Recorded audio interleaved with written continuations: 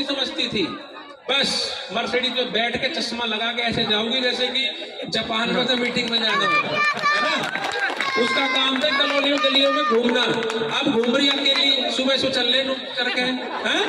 जब से कहा थी जब तक वो न चले, जब तक उनके टैंकर जैसे बेटे पूरे मोटे मोटे, अगर एक गाड़ी में नहीं बैठ सकता। शादी भी हो रही बच्चों की इसी कारण से।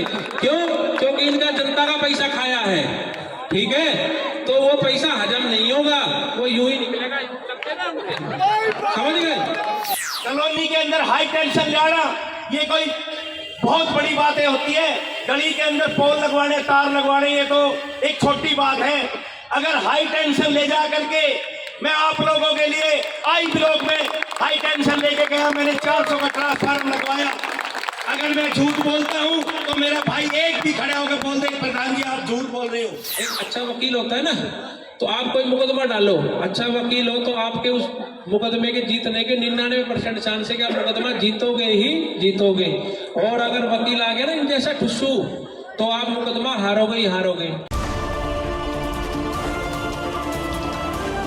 27 फरवरी को गुरुग्राम के वार्ड 3 की धर्म कॉलोनी में एक विशाल जनसभा को संबोधित करते हुए भाजपा प्रत्याशी पवन यादव ने न केवल विकास को लेकर अपना विजन बताया, बल्कि इस इलाके के निवर्तमान पार्षद और वर्तमान में निर्दलीय प्रत्याशी राकेश यादव की पोल खोल दी। पवन यादव ने पहली बार कैमरे पर इलाके की दुर्दशा के लिए न केवल राकेश यादव को बल्कि उनके पूरे परिवार को जिम्मेदार ठहरा दिया। पवन यादव का भावुक संबोधन सुन हजारों की तादाद में जुटे इलाका वासियों ने दोनों हाथ उठाकर पवन यादव का समर्थन किया। सड़क आप लोगों की कुछ की तो बन गई, चलो आप भाग्यशाली हो, सबने मिलकर एकजुटता दिखाकर कम से कम अपनी इज्जत लाज बचाने के लिए सड़क तो बना ली ना जी अपनी। बाकी आप ओम बिहार में जाके देखो, 10 गली, 9 नंबर, 8 नंबर, 7 नंबर, 11 नंबर, पहाड़ों के ऐसे रास्ते हैं इस तरीके से। अगर आप चल के जाओगे ना, मैं तो हिम्मत मानता हूँ इन माताओं बहनों की चलती कैसे है वहां पर। अगर कोई भी व्यक्ति अगर वहां रोज चल दे ना, इन पार्षद को 2 दिन घुमा दो, इनके टांग ऐसे मुड़ जाओगे। और ये ना अपनी मर्सिडीज में जाते हैं वहां इनोवा बैठ करके, ये इनके जो हाथी जैसा शरीर है ना, वो फूल करके टांगे इनकी क्रैक आ जाता है ना, कि उनके मोच आ जाएगी। इन लोगों को शर्म नहीं है, भेदभाव करते हैं। अपना घर बना लिया, अपने घर का आगे रोड देख लो जा करके, अपना कार्यालय बना लिया, सरकार से रोड बनवा दिया, वो 300 मीटर में है, वहां रोड बन जाता है। भाई वहां रोड कैसे बन जाता है कि वो पार्षद का कार्यालय है, इसलिए बनता है सिर्फ, समझ गए। और आप लोगों को समझते हैं बेवकूफ कि जनता तो मूर्ख है, इनको तो हम झूठ बोल देंगे। अब राहुल गांधी क्या करता है, दिन भर हाय मोदी मोदी ये है, मोदी वो, दिन भर सब काम मोदी को गाली देने का है। तो ऐसे इन लोगों को हमारे बारे में दुष्प्रचार करना, अपना कुछ नहीं दिखाते कि हम लोगों को, भाई उनको 8 साल मौका मिला, उन लोगों ने कोई सेवा नहीं कर पाए, है ना। फिर कहते हैं कि पवन ने हमारी टिकट काट दी। मैं कह रहा हूँ टिकट पवन ने नहीं काटी, उनकी टिकट काटी है टूटी हुई सड़कों ने, टिकट काटी है कितने उनकी, जो ये सीवर बह रहा है ना, और जो ये माता बहने जब पीछे गली में जाती है मंदिर पर, शिव मंदिर पे, और उसी सीवर में से निकल के जाती है, ये उस भाई ने उनके टिकट काटी है, जो बदुआ मिली है उनको टिकट काटी है, जो 3-3 दिन बिजली नहीं आती इस कॉलोनी के अंदर, टिकट उनकी काटी है, जहाँ 10-10 दिन बिजली नहीं आती है, टिकट काटी है। जो गलियां अंधेरे पड़ी है, स्ट्रीट लाइट आई, वो कहाँ गई स्ट्रीट लाइट, उनसे अगर कोई पूछे तो।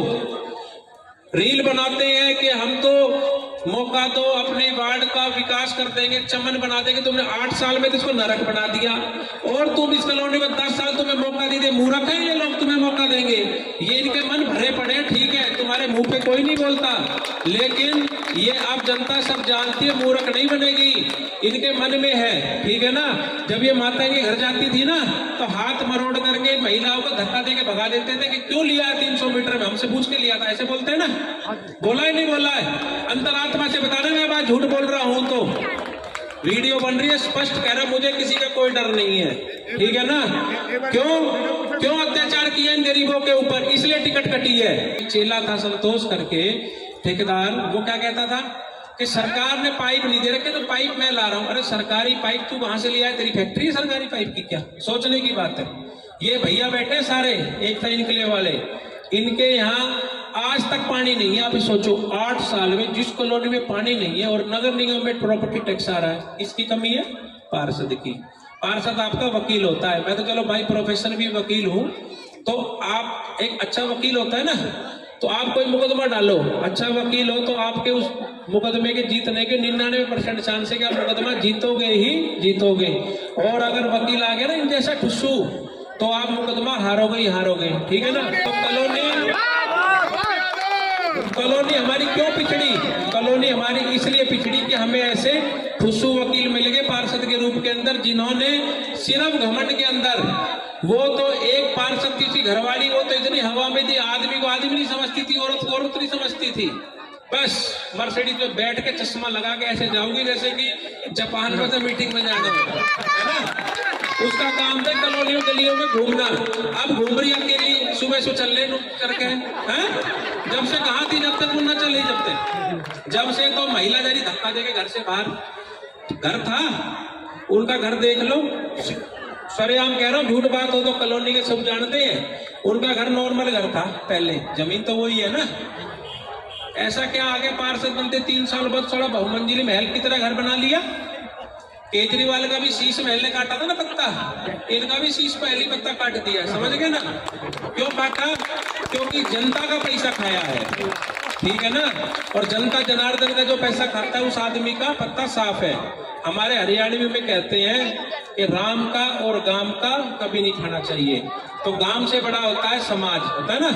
तो कॉलोनी हमारा गांव ही है, जितने लोग बैठे सब गांव ही है अपना, और राम भी है ना। तो आप लोगों का जो पैसा है ना, जो सरकार ने दिया आप लोगों के लिए, अगर उसको कोई खाएगा ना उसको हजम नहीं होगा। उनके टैंकर जैसे बेटे पूरे मोटे मोटे हैं, अगर एक गाड़ी में नहीं बैठ सकता, शादी नहीं हो रही बच्चों की इसी कारण से। क्यों? क्योंकि इनका जनता का पैसा खाया है। ठीक है। तो वो पैसा हजम नहीं होगा, वो यूं ही निकलेगा। समझ गए? जीवन के